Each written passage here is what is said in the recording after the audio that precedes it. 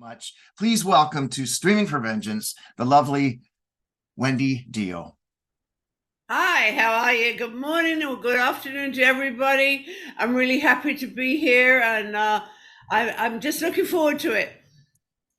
Absolutely, just like we all were looking forward to this movie. I must say that it was just so heartwarming and personal. Like all the effort and the love that went into this film is just remarkable. And I'll be honest with you, it's hard not to shed a tear by the time you get to the end of it, right? Absolutely, yeah. That it was a bittersweet journey, but it took a long time, especially with COVID in the middle of it. But I think Don and Dimin, the directors, did a fantastic job, and we all just worked really, really hard on it, and I'm happy. I think Ronnie will be happy. I'm sure he's rolling over somewhere because you can, it's, as I say, there's just so much love in this movie. It just is oozing from start to finish. But yeah, you're right. How long, like when was the actual seed planted to get this thing in motion? Well, for many years, directors have been asking me about doing a Dio documentary, and it never was the right time or the right people. And Right. then BMG asked me about doing it, and they financed it. And I interviewed a lot of different directors, and then Don and Demian were big fans of Ronnie's. They knew a lot of things that I even didn't know, and I was like, "Oh wow, these guys are cool." And so we started the process, and the more and more I got to know, and the more and more I trusted them, the more and more stuff I gave them to go with and stuff. So yeah, that was what was that? What's that thing there? Something just came up there. Oh, I don't know what that All was. good. It's all good. You know what I find remarkable is that everyone literally on the planet has this thing called a smartphone and is doing video constantly, right? It's a incredible addiction, but I find it so heartwarming to see that there was actually video from the past, way before the smartphone. So, like, how Yeah. much of his life during his life were you thinking about video, and how did you do it? Well, we used to do video. Some of the stuff is just really, yeah, exactly. They're from the old, the old, the old film things where you used to put the slides in and stuff. We even used some of that stuff. But I think they started doing a lot of real video stuff when MTV came in. That's when I think everybody started really doing videos and making videos and doing stuff. Very funny indeed. Well, and there's a lot of people that actually, it was probably very thankful that there wasn't phones back during the heyday of things in the 70s and 60s, right? No, when we made this documentary, really wanted to find things that even the biggest fans didn't know about Ronnie, and I hope we've pulled out a few jewels there. Now, was there footage that actually surprised you? Yes, because I gave the guys a whole bunch of stuff, and I certainly didn't expect to be seeing me on the beach. That Right. was that was like, whoa, where did that come from? And so tell me about working with these producers then, and how big of fans were they, and had they ever actually even met Ronnie before? No, they had not met Ronnie, unfortunately, but they had been fans of Ronnie's, and they're from Philadelphia, so they were used to, when Ronnie did the NFL, or there was like, what was it, NFL 17 camera shoot for Special Spectrum, so they were very interested in that. They knew all about that. They knew all about Ronnie and lots of different things about Ronnie. They had followed his career and Mhm. were big fans of his. So it was very easy to work with. They were really easy people to work with, and I think they did an excellent job with what we gave them. And I just think the storyline was great what they did with it. Now, the packaging is like a treasure trove for fans. Tell me about that whole process, because I look at this like it's everyone's doing box sets these days, but I look at all the effort and the energy and just really to make something cool for kids or Right, fans, right? exactly, which is what we wanted to do. We wanted to give a little bit extra in there. There's a lot of bonus material in there that people didn't see when the film came out. It came into theaters, all over the world for a few days, and then it was then here it's on Showtime, and they can see it here. But in Europe and everywhere, nobody can see it because it's not available anywhere. So I'm really happy about the documentary coming out on Blu-ray and DVD. And also, we wanted to give a little bit extra packaging. So there is a deluxe version with all the things in there. There's all kinds of stuff. There's guitar picks and patches and coasters and all kinds of little things in there, which is just a little extra. So we wanted to throw in. You know what's just really special about this film is all the guest appearances, and you could tell just how much love they had for Ronnie. Every single one of those interviews, it was like Lita Ford. It was like, wow, right? I only wanted to include people that were really close to Ronnie, and I think that they were all so amazing, and everybody gave their heart and everything, because Ronnie was a special person. He was a very special person.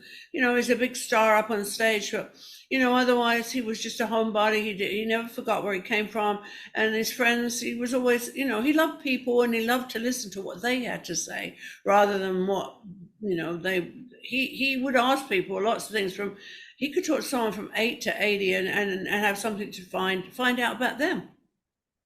He was really cool and confident, and like he was taller than a giant, just the way he acted, right? That's why I like that video of Rainbow in the Dark on the top of the roof. He said, "Oh, I look tall in there."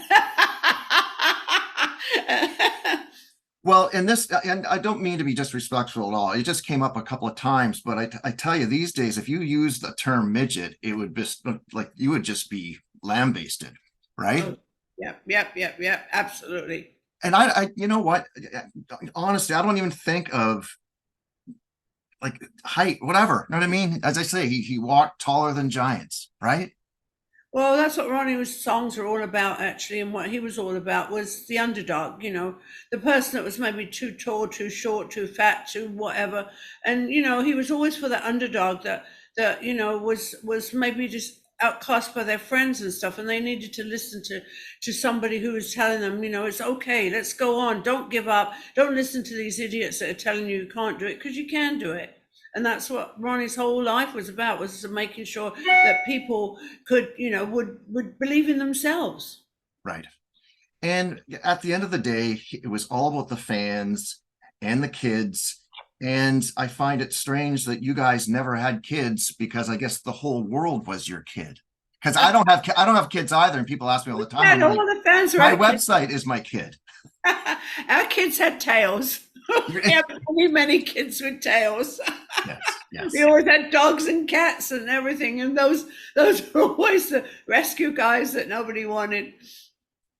Now it's a big responsibility to have a kid these days. Although I had a puppy for years too, and that's a heck of a responsibility as well, right? Right. Let me ask you about some of the footage I said, like especially like the elf footage. And I don't think a lot of people understand actually how heavy that band was. It was a great band, actually. It would have been, I think it could have been a successful band if Ronnie hadn't have joined Rainbow. It was a great band. It was a honky-tonk band, and it was a fun band that everybody loved to listen to and have a good time with. But what was going through his head? Because way prior to that, he was doing a lot of contemporary, beautiful singing, and it wasn't heavy. And then what went through his head to make it heavy? And obviously it got heavier with Rainbow and his solo material and Sabbath and everything. Why do you think it had to get heavier, and what inspired that?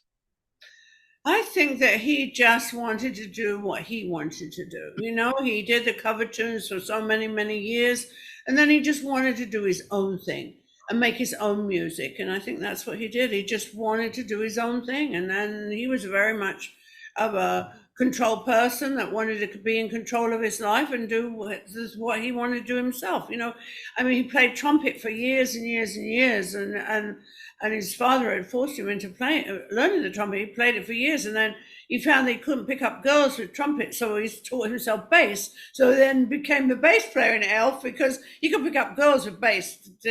Not with trumpet. And you even say that he never played it for you. No, I have the trumpet. Yes, I know. but no, he wouldn't. He would given it up for good, and that was it. Now, let me ask you a private question. When you awoke to a brand new day with Ronnie James Dio in your world, how did he greet you? What memories do you miss from waking up? I'm like, I'm with this rock star. Well, at home he wasn't a rock star. He was Ronnie, and that was it. And Mhm. sometimes Ron would if I was mad with him. No, we would just hang around with that. We like to hang at home with the animals. Have friends over. We have a lovely bar here, which I'm actually sitting at right now, which we brought in from England.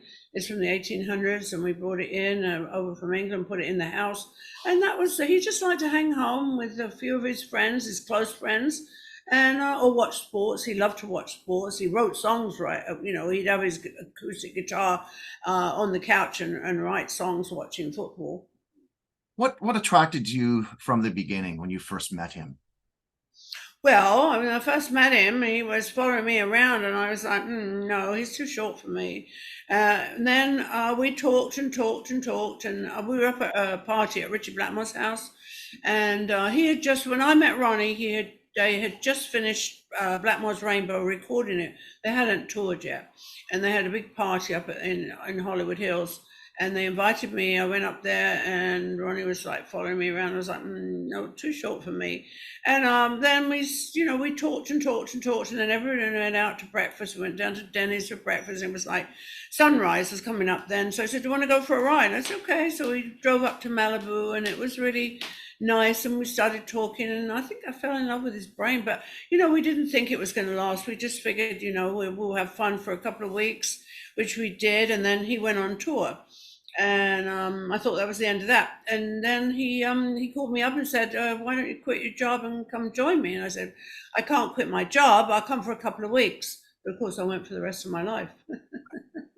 Um, Now I've just lost my train of thought. Um, Let me see here.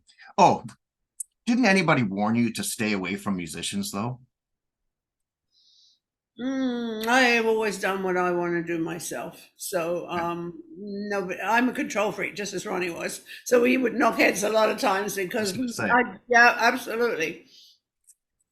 Now, what would Ronnie say about this whole vinyl craze that we're all going through? Because we Oh, got more reissues right yeah. this month. Like, You would be so excited because Ronnie was so upset when like cassettes came in because he said, you buy the album because you look at the album cover and there's always such great artwork on the album cover, and then you can't really see it on the cassettes, or on the CDs.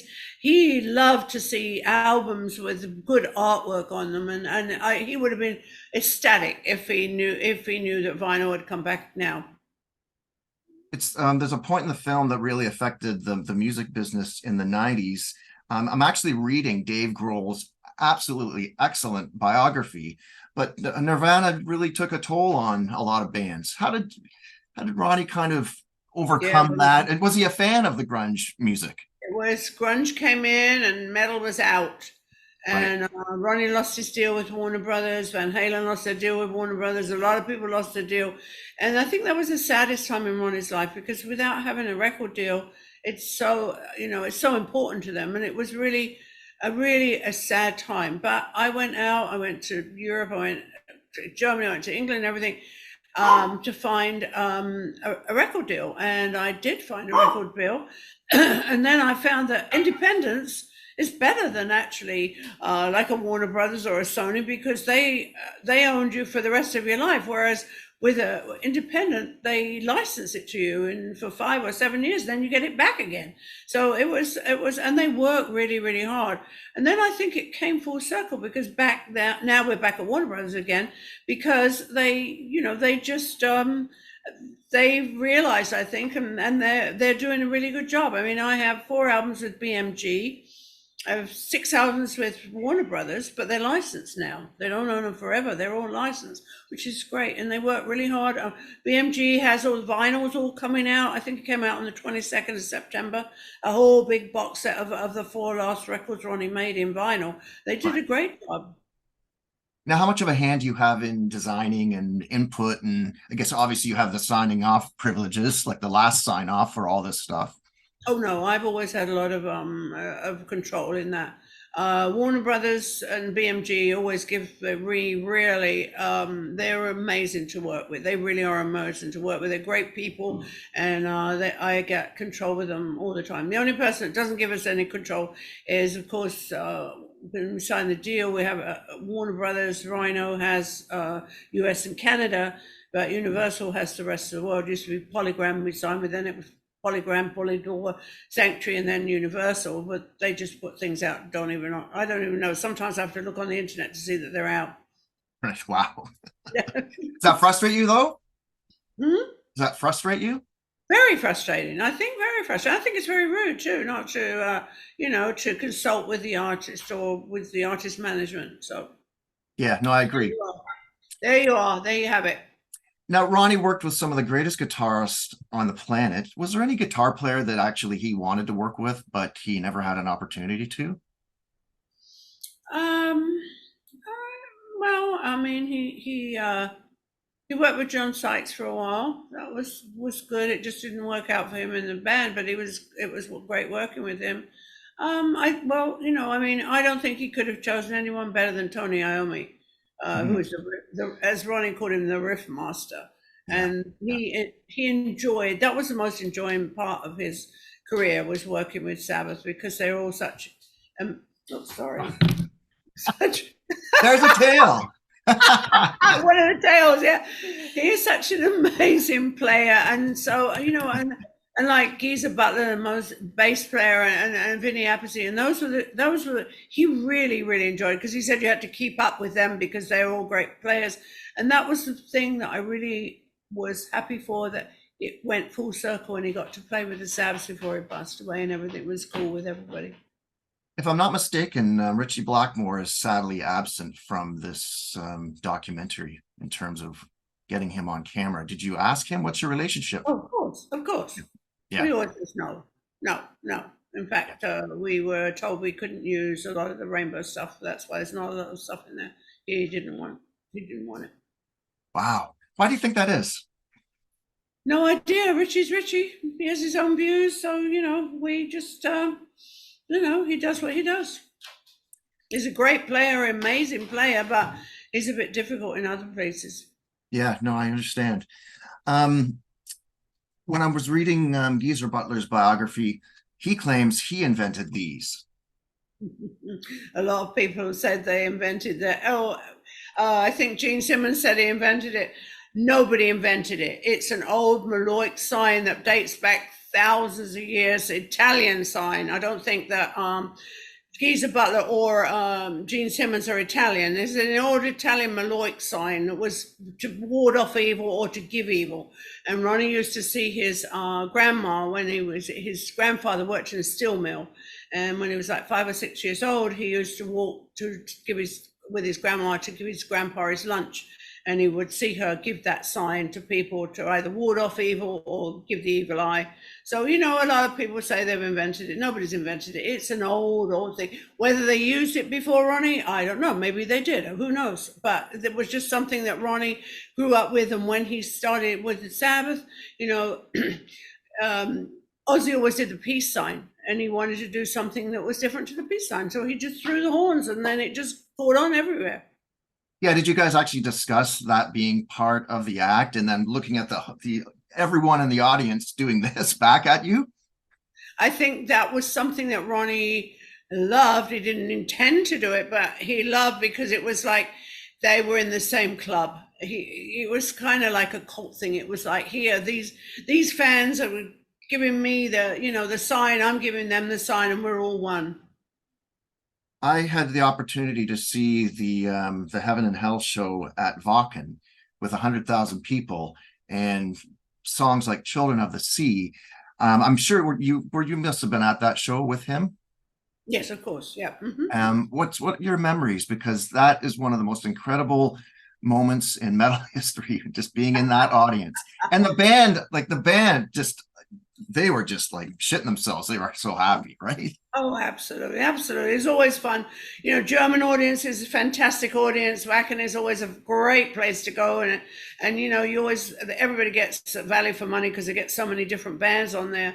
But you know, I mean, also in the States, I mean, when they play the Coliseum, that was like a sea of people. I've never seen so many people in my life, and you know, different things. I mean, it's just Ronnie didn't care if he played for 10 people or 10 million people. He would always give his all, no matter what. In fact, when we had the grunge come in and it was the 90s, he lost his record deal, he was still playing and playing in small places, which, you know, it was a bit humbling for him, but he just did it. Those were his fans there, so he was going to forgive them the same as if it was in a big auditorium.